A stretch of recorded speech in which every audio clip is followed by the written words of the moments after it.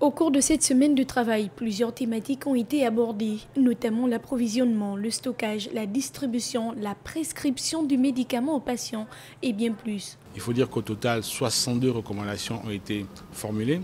Dans ces recommandations, il y en a qui ont été classées par ordre de priorité. Nous avons des recommandations qui sont hautement prioritaires, d'autres qui sont prioritaires et d'autres qui sont basiques. Ensuite, nous avons également mis des aspects liés au délai de mise en œuvre. Il y a des recommandations que nous devrons mettre en place à court, à moyen et à long terme.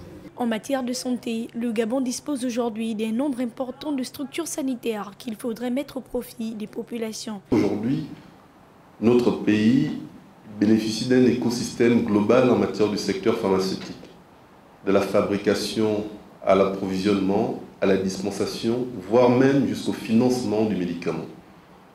Nous avons aujourd'hui tout ce qu'il faut pour permettre que la population gabonaise puisse bénéficier des médicaments de qualité. Les recommandations évoquées par les différents acteurs auront pour objectif d'améliorer la couverture sanitaire dans le pays. Il faut dire que d'une manière globale, nous sommes satisfaits de ces réformes qui aujourd'hui ont permis d'améliorer l'accessibilité et la disponibilité du médicament.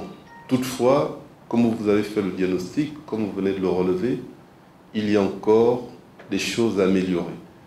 Et c'est sur ces points améliorés que nous devons travailler, notamment pour tout ce qui est dispensation des médicaments, notamment des médicaments génériques, qui permettent aux ménages de pouvoir avoir accès à ces médicaments. Les travaux effectués au cours de ce séminaire ont permis d'identifier les mécanismes permettant de structurer la dette, mais aussi de mettre en place des stratégies afin d'accélérer l'optimisation des formations hospitalières et enfin de résoudre la problématique de l'accès aux médicaments pour les populations.